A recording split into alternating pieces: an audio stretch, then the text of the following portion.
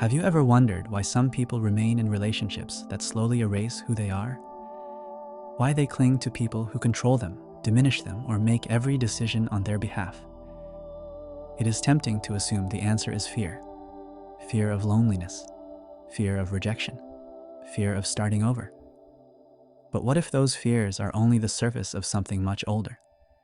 What if the strongest prisons are not the ones built with force, but the ones built with comfort? There is a strange safety in never having to choose your own path. When someone else decides who you should be, what you should want, or how you should live, life becomes predictable. Limiting, perhaps. Painful, certainly, yet predictable. And the human psyche often mistakes predictability for security. This is why emotional dependence is so difficult to recognize. It rarely arrives wearing chains. It arrives as protection, as care, as devotion, as the reassuring voice that says, "You don't have to worry. I'll take care of everything." Over time, that promise begins to reshape the soul. The ability to choose weakens. Confidence fades. Freedom becomes frightening because it demands responsibility. Ancient fairy tales understood this long before psychology gave it a name. Among these stories, one stands apart with remarkable clarity. It is not simply the tale of a young woman locked away by a witch.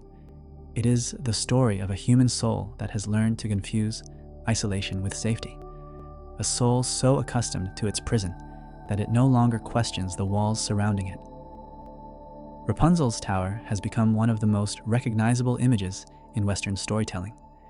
We see its height, its lonely window, its impossible walls. Yet few people ask the most unsettling question of all.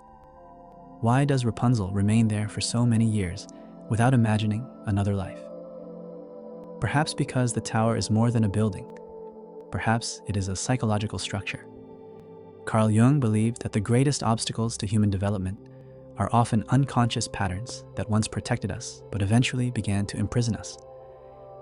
Marie-Louise von Franz devoted much of her work to showing that fairy tales preserve these hidden psychological truths in symbolic form, revealing conflicts that continue to shape modern life. This changes everything. The tower is no longer merely a place where Rapunzel lives. It becomes every relationship that demands obedience instead of growth. Every family bond that confuses love with control. Every fear that whispers it is safer not to change. And perhaps the most unsettling discovery of all is this: the walls that protect us most completely are often the ones we stop trying to escape. Imagine a child growing up in a place where every important decision is made by someone else. Every risk is removed before it can be taken. Every mistake is prevented before it can become a lesson. Every fear is answered with protection instead of trust. At first, this seems like love in its purest form. After all, who would not want to feel safe? But the human soul is not designed merely to be protected.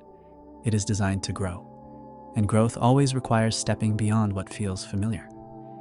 This is where Rapunzel's story begins to reveal its true psychological depth. Most versions of the tale invite us to see the tower as a prison imposed by the witch. Yet, from a symbolic perspective, the tower represents something far more complex. It is a psychological environment where uncertainty has been eliminated. Inside its walls, nothing unexpected happens. There are no difficult choices, no unpredictable relationships, no dangerous journeys into the unknown. Everything is controlled. Everything is certain. Everything is safe. For a developing personality, that certainty can become deeply seductive. Carl Jung observed that the psyche naturally seeks stability. Patterns that once protected us are repeated because they reduce anxiety.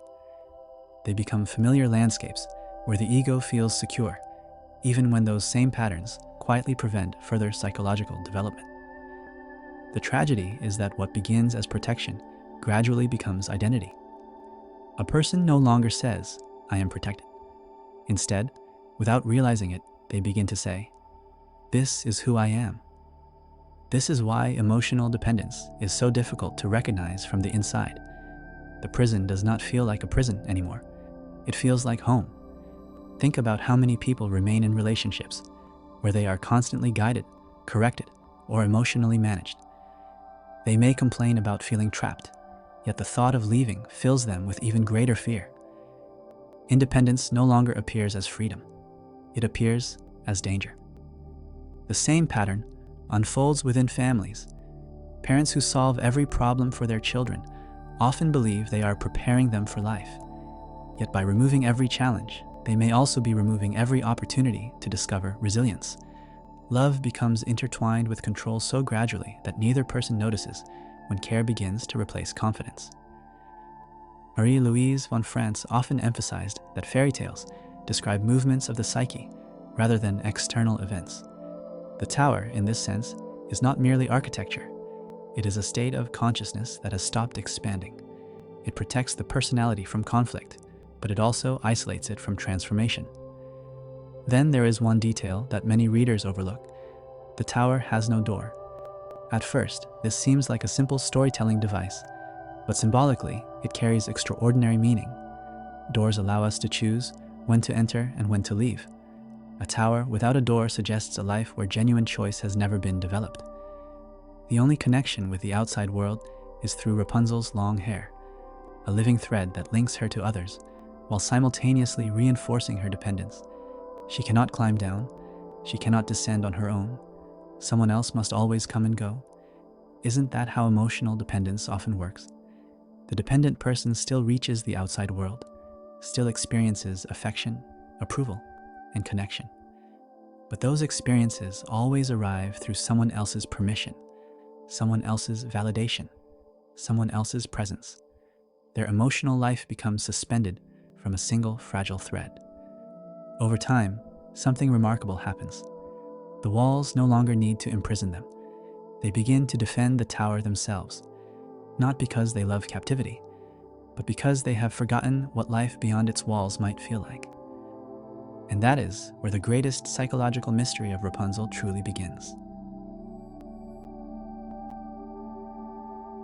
Every prison has walls, but the most enduring prisons have something even more powerful.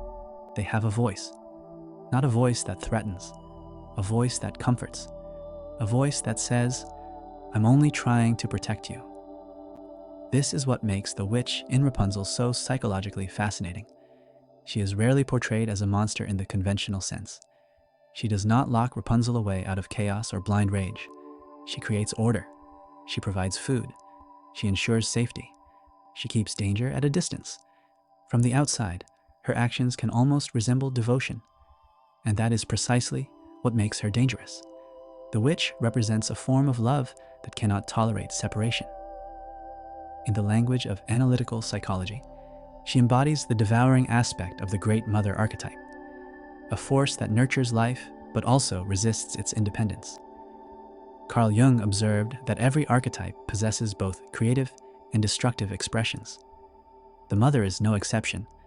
She can nourish the developing personality, offering warmth, security, and belonging.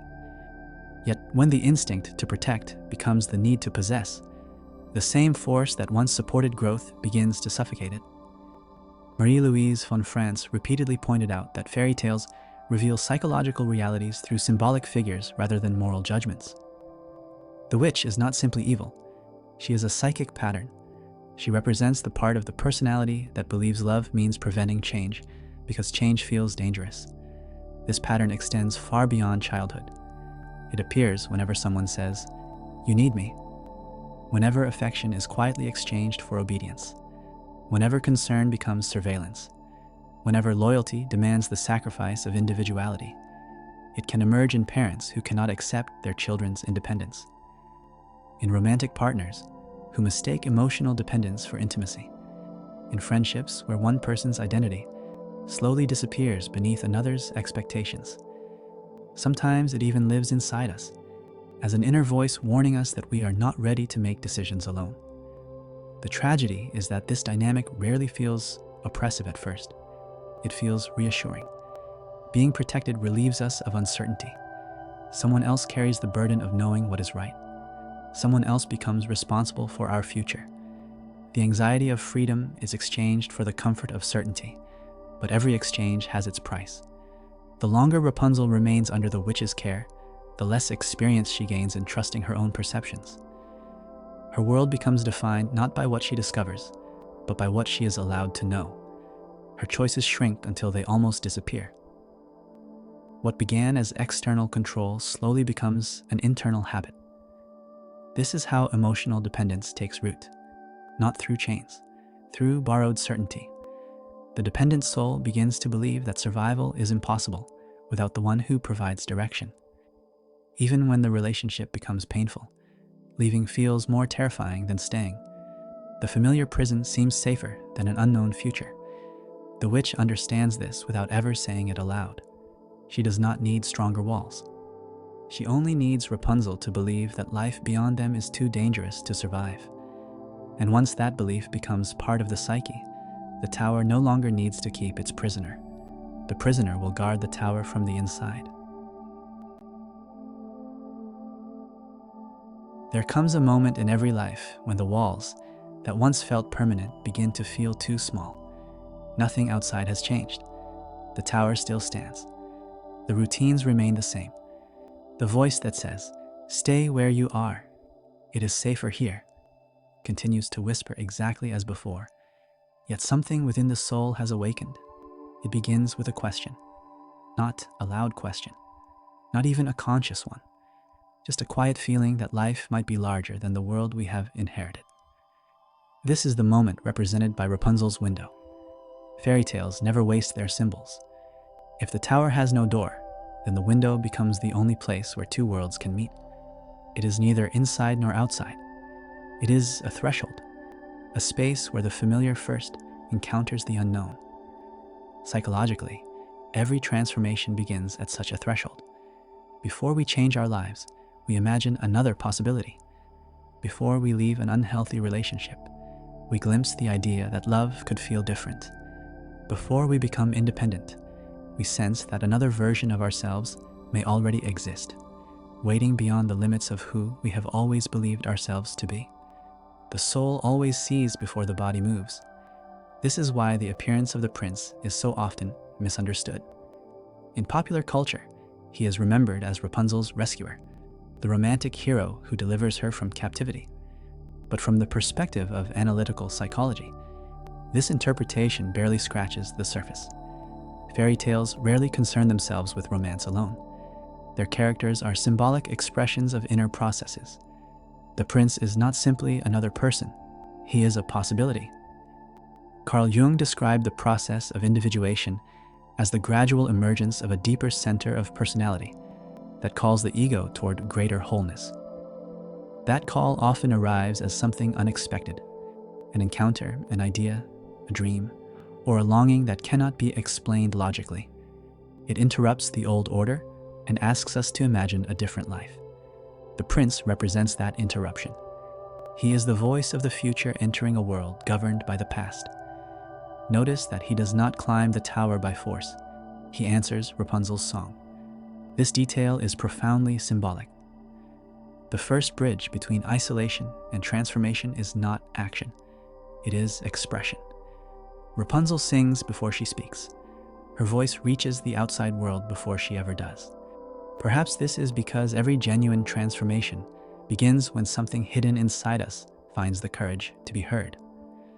Long before we change our circumstances, we begin expressing desires that have been silent for years. We speak differently. We ask different questions. We become curious about possibilities that once seemed impossible. The song is the soul announcing that it is still alive. For someone trapped in emotional dependence, this moment can feel both exhilarating and terrifying. A single conversation, a book that challenges old beliefs, a friendship that reveals healthier ways of loving, a period of solitude that uncovers forgotten strengths. These experiences often seem insignificant at first, yet they carry extraordinary psychological power. They become windows through which the individual catches the first glimpse of a life no longer organized around fear, approval, or constant reassurance. But every awakening creates conflict. The moment Rapunzel begins looking beyond the window, the tower no longer feels completely safe. What once brought comfort now begins to feel confining. The familiar routines lose some of their certainty.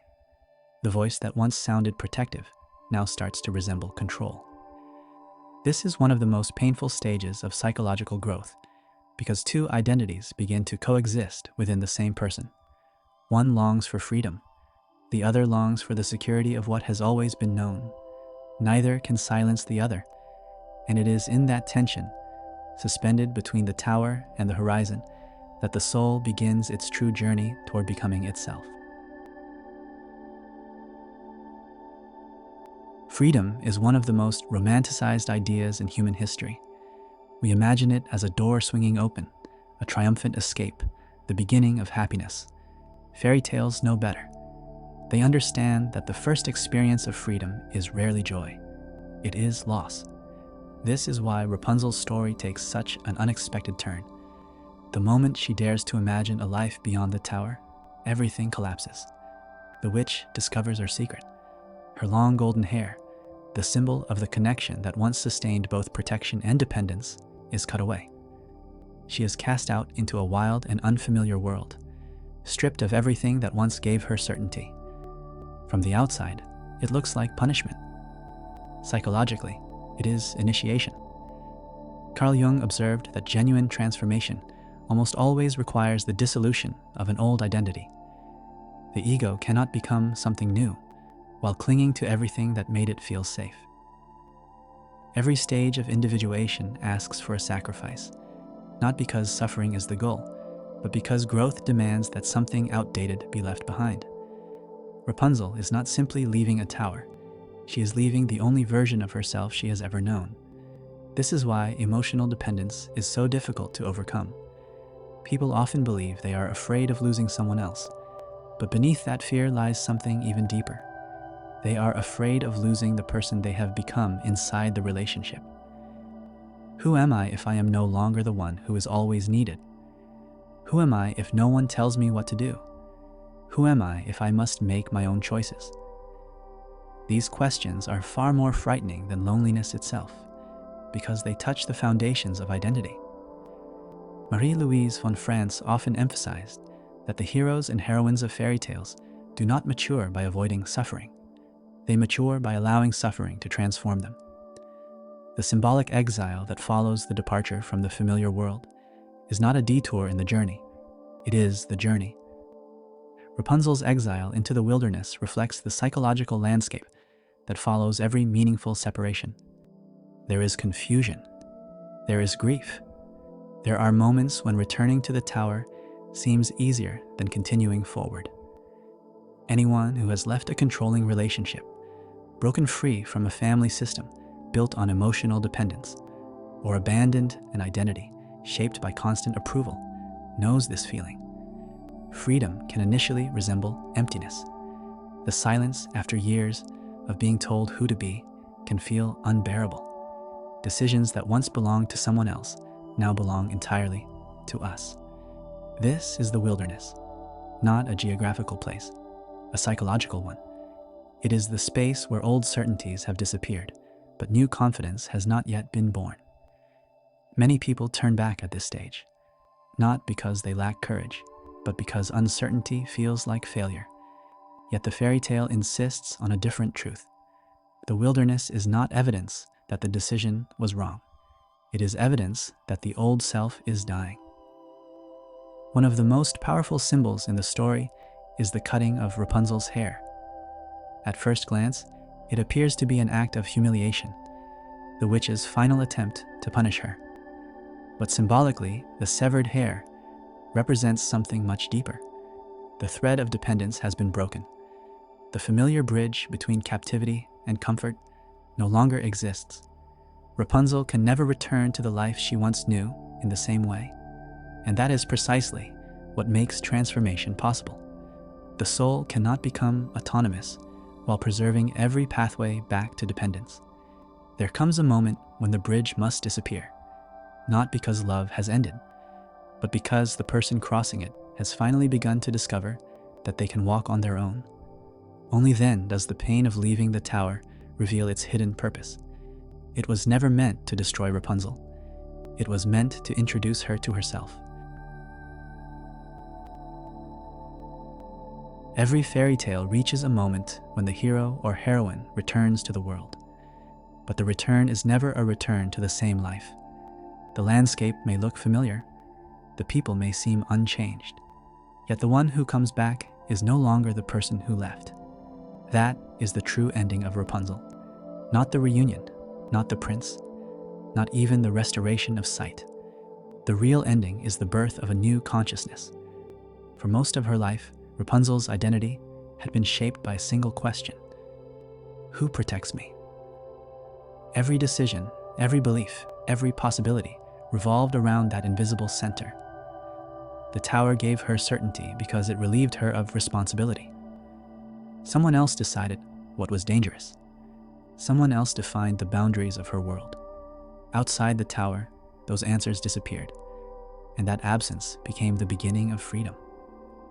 Carl Jung wrote that individuation is not the process of becoming someone else, but of becoming who we have always had the potential to be.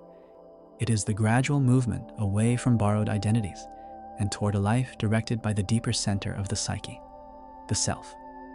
Rapunzel's journey illustrates this with remarkable simplicity. She does not become free because the witch loses her power. She becomes free because the tower loses its meaning. This distinction changes everything. Many people spend years waiting for controlling parents to change, for unhealthy partners to become different, or for life to finally create the perfect conditions for independence. Yet the fairy tale suggests that liberation begins long before external circumstances are resolved. It begins when the inner architecture of dependence starts to crumble. When approval is no longer mistaken for love. When protection is no longer confused with purpose. When fear is no longer allowed to define the limits of possibility. The greatest transformation in Rapunzel's story is invisible. There is no dramatic speech announcing her maturity, no symbolic crown placed upon her head. Instead, the tale quietly shows something far more profound. She learns to live in a world where uncertainty is no longer her enemy. That may be the clearest sign of psychological adulthood, not the absence of fear, but the willingness to move despite it. Marie-Louise von Franz often observed that fairy tales rarely conclude by promising a life without suffering.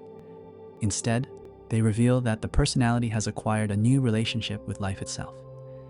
The protagonist no longer seeks absolute safety because something more valuable has been discovered: the capacity to face reality consciously. This is the gift waiting beyond every tower. Not certainty, not permanent happiness, but inner authority. The ability to stand on one's own psychological ground without constantly searching for someone else to provide direction, validation, or permission to exist. Perhaps this is why Rapunzel continues to resonate after so many centuries. Most of us have never lived inside a stone tower, yet almost everyone has known the comfort of emotional habits that slowly became invisible walls. We stay in relationships that no longer nourish us because leaving feels unbearable. We silence our own desires to preserve approval. We postpone difficult decisions while telling ourselves that tomorrow will be easier. Little by little, the tower becomes less like a place and more like a way of living. But every fairy tale carries the quiet hope that no prison is stronger than the human capacity to awaken. The tower was never meant to be Rapunzel's home. It was only the place where her journey began. Perhaps the same is true for us. The structures that once protected us may have been necessary for a season of life. They may even have saved us when we were too fragile to stand alone, but they were never meant to become our identity. The deepest act of love is not finding someone willing to remain inside the tower with us. It is finding the courage to step beyond its walls and discover that the person we were searching for has been growing within us all along.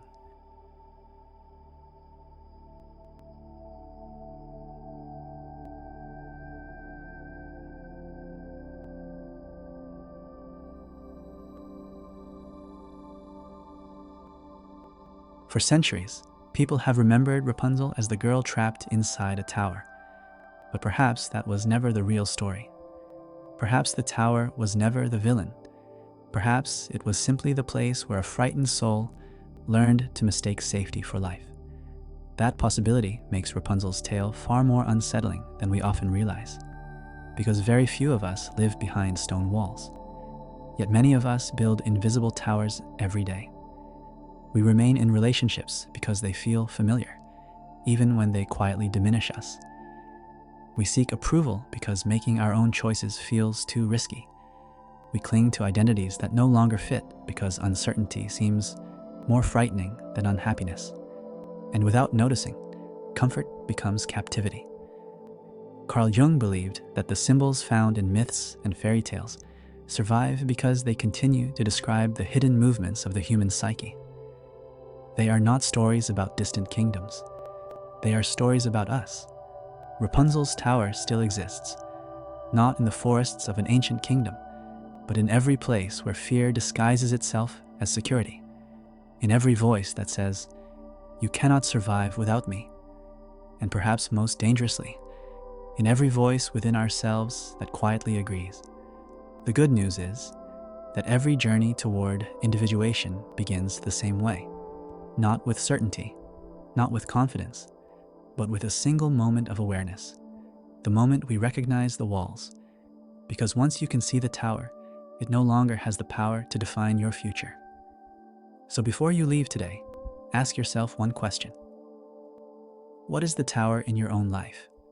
What relationship, belief, fear, or habit has promised you protection while quietly asking you to give up a part of yourself? You don't have to answer it for anyone else, but it may be the most important question your soul has been waiting to hear. If this story helped you see Rapunzel, and perhaps yourself, in a new light, consider subscribing to the channel and joining us as we continue exploring the timeless wisdom hidden within fairy tales, mythology, and the psychology of Carl Jung and Marie-Louise von Franz.